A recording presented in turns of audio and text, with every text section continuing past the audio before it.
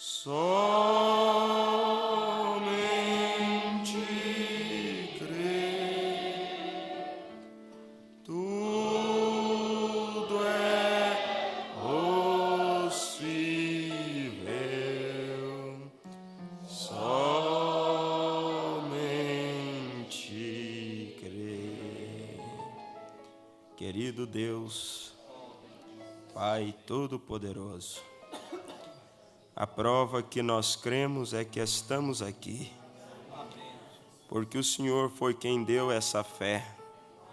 E nós te agradecemos, Senhor, por o Senhor ter nos sustentado em teus caminhos.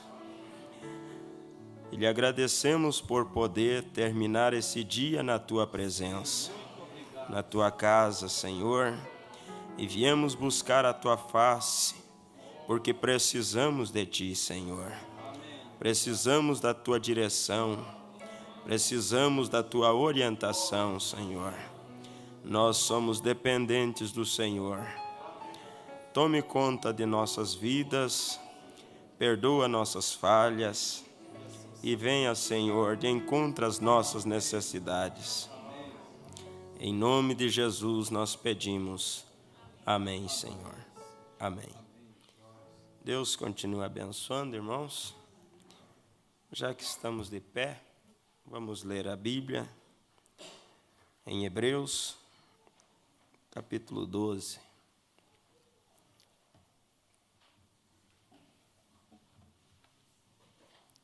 Que Deus abençoe a todos os nossos irmãos, os daqui e os que estão também acompanhando através da internet.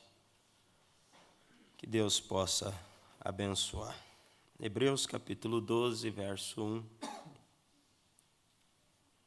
Uma escritura bem conhecida. Diz assim: portanto, nós também, pois que estamos rodeados de uma tão grande nuvem de testemunhas, deixemos todo o embaraço e o pecado que tão de perto nos rodeia, e corramos com paciência a carreira que nos está proposta, olhando para Jesus, autor e consumador da fé, o qual, pelo gozo que lhe estava proposto, suportou a cruz, desprezando a afronta, e assentou-se à destra do trono de Deus. Que Deus acrescente as bênçãos à leitura da sua palavra. Podeis assentar. Vamos meditar um pouquinho, baseado nessa escritura. E depois, essa é uma noite dedicada à oração, um culto que é dedicado à oração. Nós vamos orar. Mas antes de orar, quero meditar um pouquinho com os irmãos, baseado nessa escritura. Nós temos, irmãos, exemplos. E se eu fosse dar um título à nossa meditação, eu falaria sobre isso, exemplos. Nós temos muitos exemplos a seguir. E temos exemplos na Bíblia, desde Gênesis até Apocalipse. E se nós olharmos para esses exemplos, dificilmente nós vamos errar. A Bíblia está dizendo aqui que nós estamos rodeados de uma tão grande nuvem de testemunhas. Nós estamos rodeados de testemunhas, pessoas que venceram, exemplos de homens que venceram, e exemplos de homens que fracassaram. Ambos são exemplos.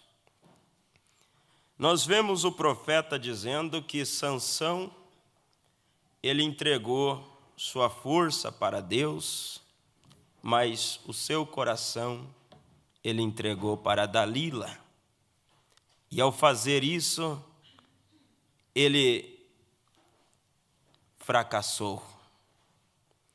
Então isso mostra que se nós não se render totalmente a Deus, nós também podemos fracassar. Não é só uma parte. A Bíblia diz que nós devemos servir a Deus, amar a Deus, acima de todas as coisas.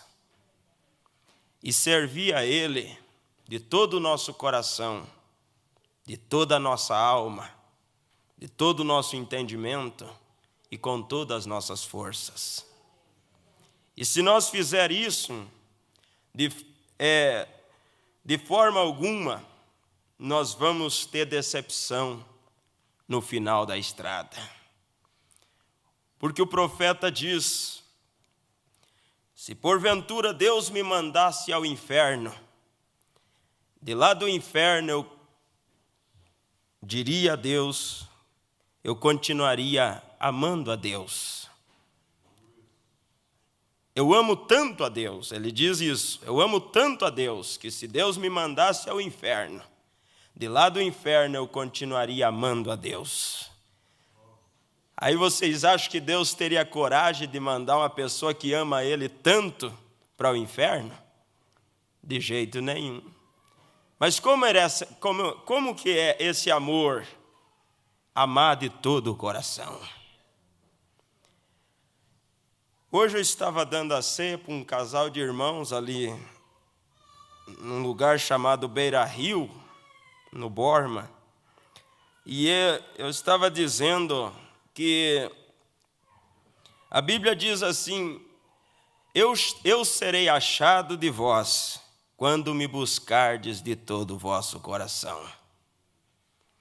Eu disse, se nós não encontramos a Deus, então é porque nós não buscamos Ele de todo o coração. Porque a Bíblia diz que Ele seria achado por nós, quando buscássemos de todo o coração. Então nós vemos, irmãos, que uma coisa nós precisamos fazer para que nós tenha a aprovação do Senhor. É deixar todo o pecado, como diz aqui a Bíblia, deixemos todo o embaraço e o pecado que tão de perto nos rodeia. Agora, o pecado, ele não faz seleção. Ele não faz seleção. Ah, porque eu sou um pregador, eu estou livre do pecado. Não, o pecado não faz seleção. Porque eu sou crente velho na mensagem, eu estou isento desse problema. Pelo contrário, estamos mais sujeitos. Estamos mais sujeitos. Então nós temos que sempre estar fazendo o quê? Vigiando. Se autopoliciando, porque nós temos um adversário que está como um leão faminto, bramindo ao nosso derredor, a Bíblia diz, buscando a quem possa tragar. Ele está buscando qualquer pessoa que ele possa. Mas daí a Bíblia diz que o anjo do Senhor acampa ao redor daquele que o teme. E nós ouvimos aqui o pastor Febroni pregando na quarta-feira passada e seguiu na mesma linha, domingo pela manhã, leu a mesma escritura, de Deuteronômio 10, 12. O que Deus pede de nós? Está pedindo a Bíblia ali, dizendo, o que Deus pede de ti, ó Israel? Que temas ao Senhor e ande em todos os seus caminhos, e ame a Ele de todo o teu coração e de toda a tua alma. E se nós tememos a Deus, de forma alguma, nós ficamos desamparados, porque a Bíblia diz que o anjo do Senhor acampa ao redor daqueles que temem. E o diabo está bramindo como um leão, buscando a quem possa tragar. Ele está ao derredor, porque ao redor está o anjo do Senhor. E nessa mensagem Apocalipse, livro dos símbolos, no final o profeta diz assim, se vocês realmente temem a Deus, quando vocês saírem daqui, tomarem posições em seus carros, os anjos do Senhor estarão tomando posição ao seu lado. Então é necessário nós olhar estes exemplos, irmão. Nós vemos que homens, eles lutaram e venceram, mas eles só venceram porque eles lutaram, porque há um hino que diz: não há vitória sem luta, e não há campeão sem laurel. Para nós ter vitória, nós precisamos lutar. Agora, eu estava pensando hoje, até falei ali, todos nós estamos sujeitos a ter nosso pé de zimbro, mas o zimbro não é o nosso lugar de permanência. O profeta diz que todo cristão, na mensagem O que fazes aqui, Elias, ele diz que todo cristão, ele tem seus momentos. Em outras palavras, ele diz, ele tem seu pé de zimbro. Mas quando Elias estava debaixo daquela árvore de zimbro, Deus enviou um anjo e disse: o que tu fazes aqui? Ali não é lugar do cristão, porque Miqueias disse: levantai e andai, porque não é aqui o teu descanso. Nós podemos ter momentos, como diz hoje, depressão. O profeta teve. Depois que ele pregou os selos, ele caiu em uma profunda depressão. Ele estava no mato caçando. E ele escutou como se algo estivesse caindo sobre as folhas secas. E ele pensou que era aquilo, pensou que até era um passarinho caminhando entre as folhas. E ele se deu conta que eram as próprias lágrimas dele caindo nas folhas. Mas, de repente, ele teve uma visita especial. Alguém apareceu ali e disse se ele não queria passear um pouco com ele. E ele diz: naquele momento, aquela tristeza, aquela angústia se foi de mim. Ele teve seu momento de depressão, mas ele não ficou para sempre debaixo dessa árvore. Então nós temos exemplos, nós temos grandes exemplos na Bíblia. E eu estava vendo aqui, em 1 Reis, capítulo 19, a razão de Elias cair nessa condição. Diz a Bíblia: e Acabe fez saber a Jezabel tudo quanto Elias havia feito, e como totalmente matara todos os profetas à espada. Então Jezabel mandou um mensageiro a Elias a dizer-lhe: assim me façam os deuses e outro tanto, se der certo amanhã a estas horas, não puser a tua vida como a de um deles. O que vendo ele, se levantou, e para escapar com vida, se foi e veio a Berseba, que é de Judá, e deixou ali o seu moço. Agora imagine, irmãos, um profeta que um dia antes desafiou 450 profetas de Baal. Ele desafiou sozinho, agora fugindo de uma mulher. Estava fugindo de uma mulher, e ele simplesmente queixa, dizendo: e ele se foi ao deserto, caminho de um dia, e veio e se assentou debaixo de um zimbro, e pediu em seu ânimo a morte. Disse: já basta, ó Senhor, toma agora a minha vida, pois não sou melhor do que meus pais. E deitou-se e dormiu debaixo de um zimbro. E eis que então um anjo tocou-lhe e disse: levanta-te e come. E olhou, e eis que à sua cabeceira estava um pão cozido sobre as brasas e uma botija de água. e comeu e bebeu e tornou a deitar. Ele estava desanimado. Agora, Deus sabe como nos animar. Ele disse, o Boaz disse para seus servos, de vez em quando deixa cair um molho para Ruth, para que ela não desanime de respigar em meus campos. Nós estamos respigando nos campos de Boaz também. E de vez em quando ele deixa cair uns molhos para que nós não desanime. Elias estava desanimado, mas aqui Deus enviou um anjo com um pão e uma água. E o profeta diz, eu gostaria de saber que tipo de vitamina tinha aquele pão que deu força para Elias caminhar 40 dias e 40 noites. É uma vitamina especial que a palavra tem, que nos dá força para caminhar, mesmo em meio às provas, mesmo em meio às dificuldades. Quantas vezes você encontra pessoas firmes na fé, que choram, problemas de todos os lados, mas abrir mão desta fé, jamais.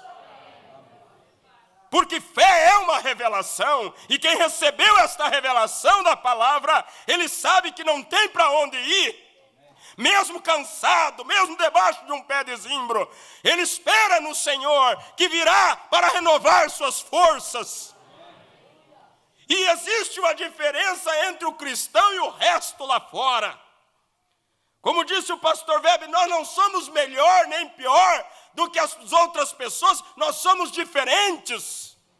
Porque Deus nos agraciou com esta mensagem, que nos ensina a saída nos momentos difíceis.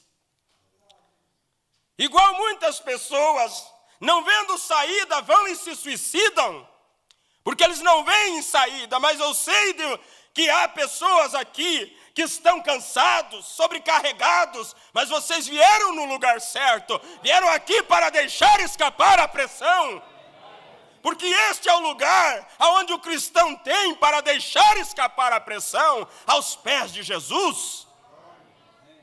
Depois que Elias caminhou 40 dias, 40 noites, nós temos exemplos. Nós muitas vezes olhamos Elias debaixo de uma unção poderosa, dizendo que sobre a palavra dele não choveria por 3 anos e 6 meses. É maravilhoso. Nós vemos Elias orando e Deus respondendo com fogo, mas Elias também teve seu zimbro. E a Bíblia diz que Elias era homem sujeito às mesmas paixões que nós somos. Mas se ele orou e Deus respondeu, Deus também pode responder a tua oração. Porque nós somos feitos da mesma massa, servimos o mesmo Deus, cremos no poder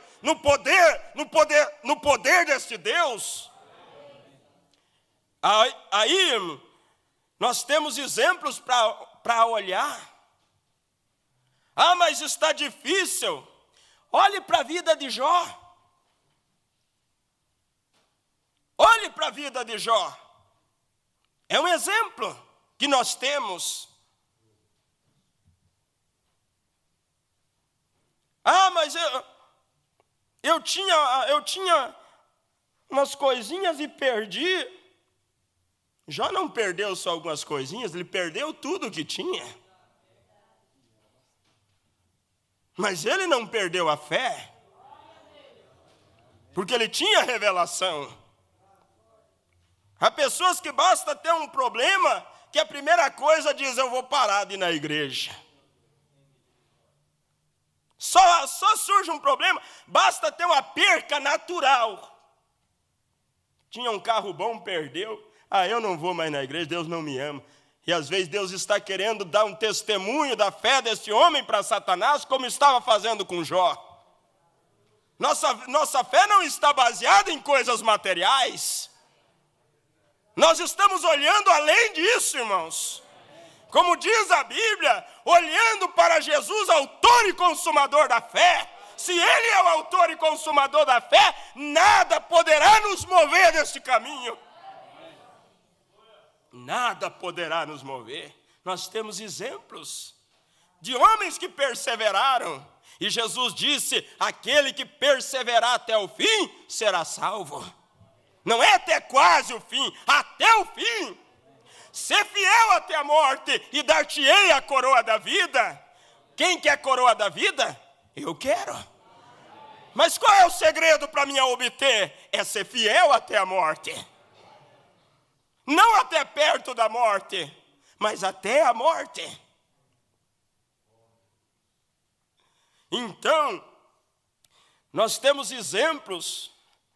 O jovem pode dizer, mas é tantas as pressões, as tentações. Nós temos exemplos de jovens que venceram muito mais pressões do que você e não recuou.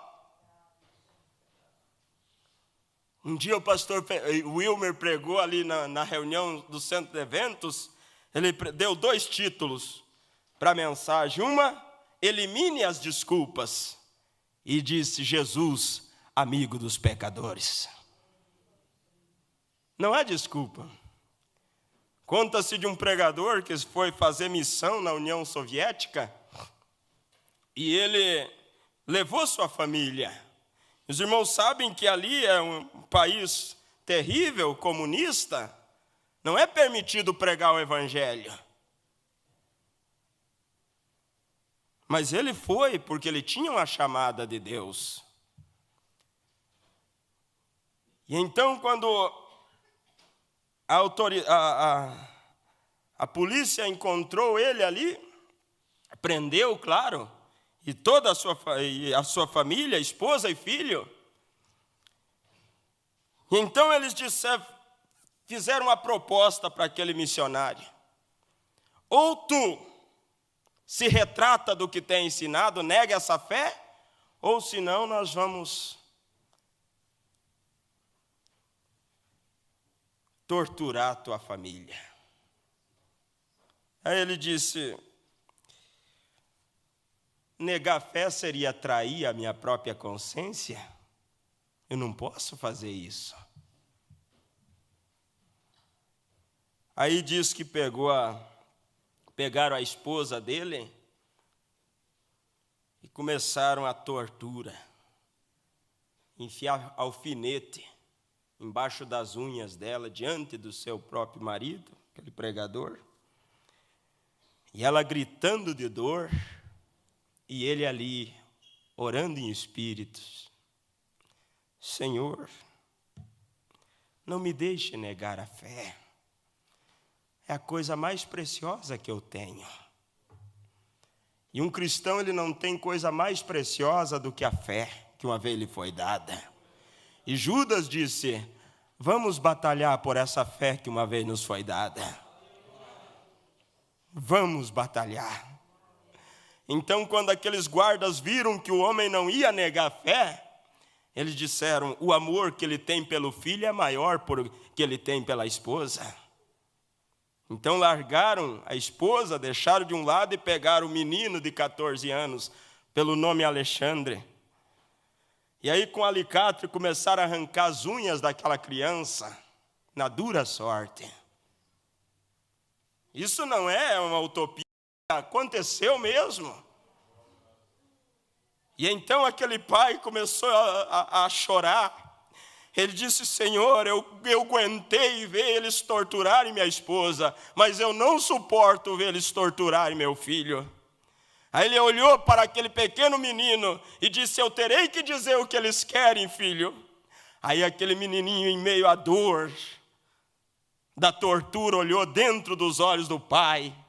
Ele disse, meu pai, não me deixe ter um pai por traidor. Se eu morrer, eu quero morrer com as minhas próprias palavras. Jesus é a minha terra natal. Isso é o quê? É revelação. É saber no que tem crido.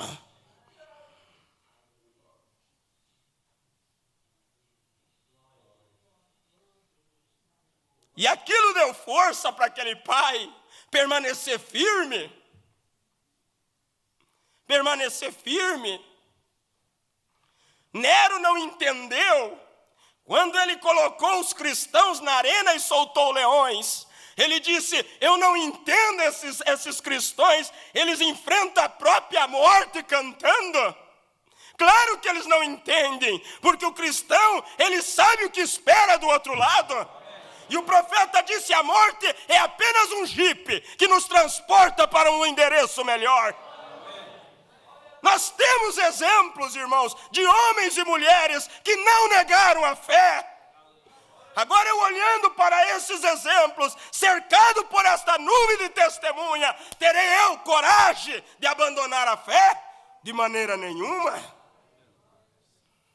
De maneira nenhuma. Posso ter meus imbros, posso ter momentos tristes, mas eu sei que nesses momentos Deus envia um anjo para nos animar, para nos encorajar, para nos alimentar. Elias saiu debaixo do zimbro e foi para uma caverna. Ele não queria ter contato com ninguém. Mas quem se esconde dos olhos de Deus?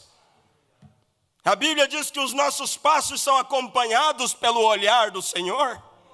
Aonde nós for, os olhos do Senhor estão sobre nós. Elias estava numa toca, Jezabel não sabia que ele estava lá, Acabe não sabia que ele estava lá, mas o Deus dos céus sabia. Mas mesmo Elias em depressão, ele conhecia a voz de Deus. O cristão, ele conhece. Por que ele conhece? Um dia Deus disse para Jó, tu quer ser inteligente, Jó? Então chega aqui que eu vou fazer umas perguntinhas e tu vai me responder. Tu quer ser muito sabido? Deixa eu te perguntar e tu vai me responder. Aí ele disse, primeiro lugar, aonde tu estavas quando eu fundava a terra? Se tu sabe alguma coisa, faz-me saber. Quem é que dá limite aos mares para que não invadam a terra? E a Bíblia diz que Jó emudeceu, não soube responder. Mas o profeta vem e diz, nós estamos na parte de trás da mente de Deus. Nós somos uma parte de Deus, irmãos. O profeta diz numa mensagem que ele orou por uma menina cega. E aquela menina, ela nunca tinha visto sua mãe. Ela não tinha visto o rosto da mãe. Nunca tinha visto, era cega de nascença. Mas quando ele orou, Deus abriu os olhos daquela menina. E a mãe, claro que se emocionou quando viu sua filha com os olhos abertos. E quando ela viu sua filha com os olhos abertos, ela deu um grito. E quando ela deu um grito, mesmo a menina nunca tendo visto o rosto, ela foi de encontro à mãe, porque ela conhecia a voz. Jesus disse, minhas ovelhas ouvem a minha voz, elas não seguem estranho. Pode haver muitas vozes, claro, na reunião havia muitas pessoas, mas ela identificou a voz da mãe. Há muitas vozes no mundo, a voz de famosos, a voz do futebol, a voz da novela, a voz da música, mas os filhos de Deus reconhecem a voz de Deus. E eles não seguem essas vozes estranhas. Minhas ovelhas ouvem a minha voz, não seguirão estranho. E é isso, irmãos, que nos identifica como ovelhas de Deus. Deus diz, vem. Como o centurião disse, eu tenho servos sobre o meu comando. Eu digo para esse, vai, ele vai. Eu digo para o outro, vem, ele vem. Eu não sou digno de tê-lo debaixo do meu telhado, basta uma palavra sua. Agora veja que até o diabo, ele reconhece a voz de Deus. Porque ele disse, basta uma palavra sua e o meu criado ficará bom. Por quê? Porque é uma voz de autoridade. Então, irmãos, nós temos exemplos. Nós temos exemplos. Nós não podemos dizer, mas eu sou o único na fila. Não. Antes de nós já passou muitos. Você acha que a tua cruz está pesada? Outros já carregaram uma cruz mais pesada que essa. e não desistiram. Por que você vai desistir? Por que eu vou desistir?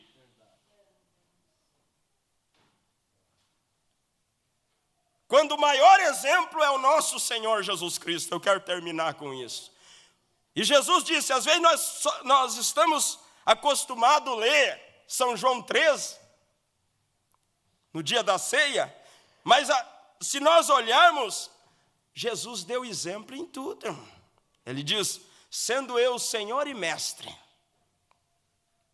assim como eu vos fiz, façais vós também. Eu vos dei o exemplo, para que como eu vos fiz, façais vós também. Ele nos deu o exemplo de quê? De tudo. Ele disse, se vocês querem aprender a respeito de humildade, olhem para mim. Aprendam de mim que sou manso e humilde de coração. Não era uma humildade fabricada, era manso e humilde de coração. Aí está o nosso exemplo, grande mestre. E ele perseverou, porque quando ele estava cansado, suas costas sangrando dos açoites, a coroa de espinhos sobre sua fronte, seus pés calejados de tanto caminhar, os ombros esfolados do peso da cruz, ele não aguentou e caiu. E os soldados romanos obrigaram um sirineu a ajudar ele a levar a cruz. Mas quando o sirineu abraçou a cruz, ele não largou. Ele tinha consciência da responsabilidade. Ele tinha assumido essa responsabilidade de carregar a cruz no meu lugar, no teu lugar, e ele queria ir até o fim. Agora, se ele mesmo cansado, quando caiu, o sirineu ajudou ele, mas mesmo o sirineu ajudando, ele continuava agarrado na cruz, e esta cruz não era dele. Não podemos querer cortar a cruz, porque a cruz é a passarela. Quando tiver que cruzar o Jordão, vamos soltar ela e ela será a nossa passarela. Temos exemplos de grandes homens que venceram, você também pode vencer. Eu também posso vencer, mas vamos insistir, vamos perseverar, vamos ser teimoso nessa questão. Olhando para Jesus, autor e consumador da nossa fé. Não vamos olhar apenas para os barcos que saíram e afundaram antes de chegar. Vamos olhar para aqueles que estão navegando e aqueles que já chegaram. Isso vai nos animar, nós a remar com tudo que temos. Teve quem fracassou? Teve, mas teve quem chegou também. E ele nos deu exemplo. Depois de tudo, ele chega no Salmo 24 e diz, abra portas eternas. Levantai, ó portais eternos, e entrará o Rei da Glória. Quem é esse Rei da Glória? O Deus forte e poderoso na guerra. Ele é poderoso aonde? Na guerra, na batalha. Ele nos deu exemplo. E como recompensa, estavam lá do outro lado aguardando aquela comitiva de anjos para receber o vitorioso. E há também alguém que nos espera. Por isso nós temos que fazer a nossa parte. Olhar para esses exemplos e nos esforçar. Nos esforçar. Porque a Bíblia diz que o reino dos céus é tomado por esforço. E os que se esforçam se apoderam dele. Se apoderam dele. Quem sabe você chegou aqui desanimado, debaixo de um pé de zimbro, mas saiba que não há como você ter vitória se você não tiver luta. Quero terminar com isso. Diz que um menininho andando de bicicleta, e ele, quando chegava na descida que não precisava fazer força, pedalar, ele começava a chorar. E quando tinha que pedalar para subir subida, ele ria. Aí alguém entendeu, disse, por que quando você não precisa pedalar, você chora. E quando tem que fazer força, se esforçar, suar, você dá risada. Ele diz, eu choro porque eu sei que depois da descida vem a subida. E eu ri porque eu sei que depois da subida veio a descida. Depois da luta veio a vitória. Vamos rir em meio à luta e às provas, porque tem o dia da recompensa também. E esse dia se aproxima, e nós estamos aqui para buscar força no Senhor, recarregar nossas baterias pela oração. Pela oração. Que Deus nos ajude. Tens na tua vida um problema sério para resolver. A luta é tão grande que até pensas que não vai vencer. A coisa vai ficando como se não existisse solução. Se você não sabia, o melhor remédio é a oração. É a oração, é a oração. Pois é orando que Jesus resolve os problemas meus. É a oração, é a oração. Pois vai orando que Jesus resolve os problemas seus. A oração é a chave que abre as portas.